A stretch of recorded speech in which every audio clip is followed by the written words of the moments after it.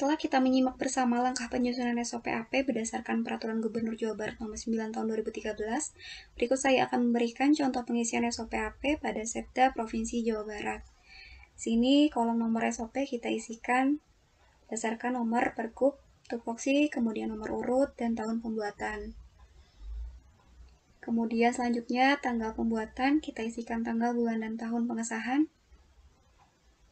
Kemudian di tanggal revisi apabila tidak ada, maka kita masukkan simbol strip. Kemudian masuk di kolom tanggal efektif, kita isikan tanggal mulai berlaku SOP. Kemudian kolom disahkan oleh, kita isikan dengan nama jabatan yang berkompeten mengesahkan. Di sini kita ambil contoh atas nama Gubernur Jawa Barat, Sekretaris Daerah. Ya, selanjutnya di kolom nama SOP diisikan berdasarkan kegiatan unit kerja terkecil sesuai tupoksi. Di sini fasilitasi penyusunan tupoksi. Kemudian selanjutnya di kolom dasar hukum, di sini kita isikan peraturan perundangan yang mendasari prosedur. Ini kita ambil contoh satu tentang perangkat daerah. Kemudian selanjutnya masuk di kolom selanjutnya, yaitu kolom kualifikasi pelaksana. Kita isikan penjelasan mengenai kompetensi, keahlian, dan keterampilan yang dibutuhkan dalam penyusunan prosedur. Kemudian masuk di kolom keterkaitan diisikan penjelasan mengenai keterkaitan prosedur yang distandarkan dengan prosedur lainnya. Di sini kita masukkan SOP yang berkaitan, yaitu SOP pengelolaan surat keluar, kemudian SOP penetapan peraturan atau keputusan. Baik, selanjutnya di kolom peralatan atau perlengkapan kita isikan daftar peralatan yang dibutuhkan. Di sini kita ambil contoh satu, yaitu yang dibutuhkan instrumen tupoksi.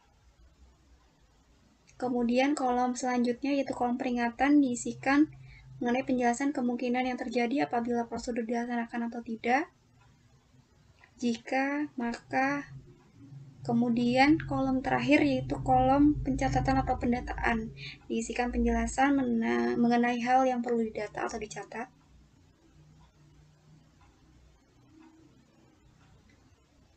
Iya, ini adalah contoh pengisian SOP 2 terkait identitas prosedur. Kemudian selanjutnya kita akan masuk di SOP 3, yaitu terkait langkah kegiatan atau SOP dalam bentuk flowchart.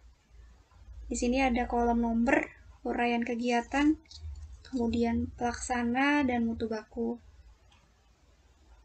Kita masuk di nomor 1, kita masukkan uraian kegiatan pertama, pembuatan konsep, kemudian di sini disimbolkan dengan simbol kapsul yang berarti mulai kegiatan.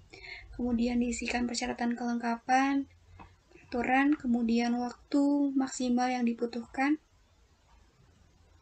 kemudian output yang dihasilkan pada kegiatan tersebut. Kemudian kolom keterangan, apabila ada maka diisikan, apabila tidak ada maka dikosongkan.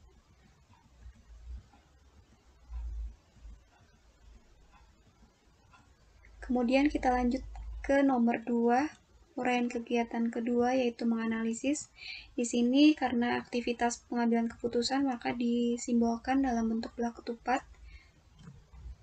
dengan arah atau tanda panah pengambilan keputusan disetujui atau tidak.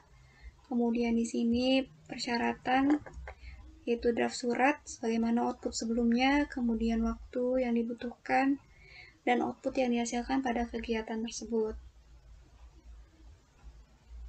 Kita masuk ke kolom keterangan, apabila tidak ada maka dilewat. Kemudian kita masuk di nomor urut 3 kegiatan. Di sini pengkajian masih dalam pengambilan keputusan, maka digambarkan bola ketupat. Kemudian aktor terkait yaitu kepala biro, kemudian kita masukkan di persyaratan atau kelengkapan, yaitu draft surat sebagaimana output sebelumnya, kemudian waktu yang berkaitan, sampai dengan output yang dihasilkan.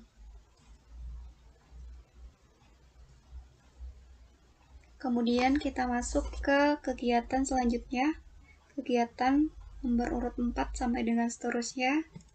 Kita isikan dengan kegiatan secara umum.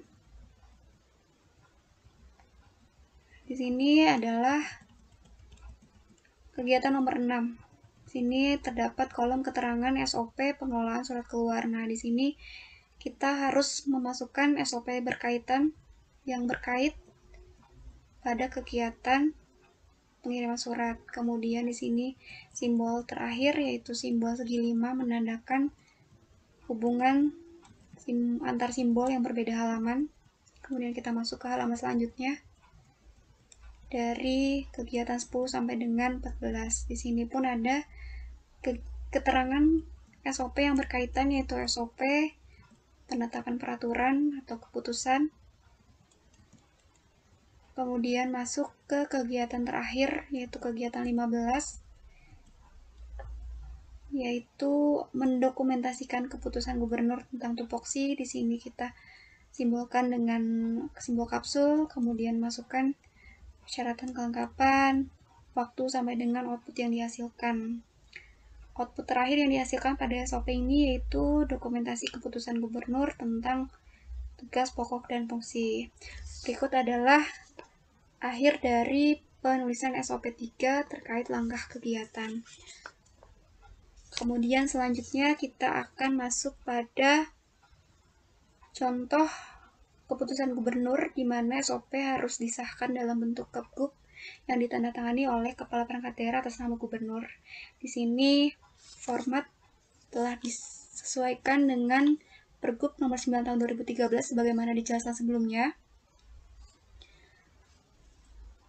Kemudian masuk pada lampiran, di sini berisikan tabel nama-nama kegiatan dan nomor SOP yang ada di lingkungan Setda Provinsi Jawa Barat. Sini kita akan mencari SOP dari fasilitasi penyusunan tugas pokok dan fungsi yang telah kita susun sebelumnya.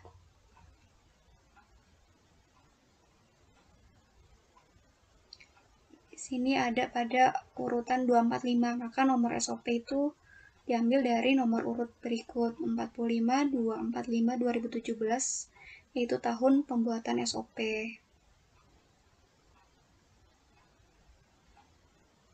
Kemudian ini adalah nomor SOP lainnya, dan pada akhirnya yaitu Kepgub ini ditandatangani oleh Sekretaris Daerah Provinsi Jawa Barat atas nama Gubernur, disesuaikan dengan peraturan pada tata naskah dinas yang berlaku.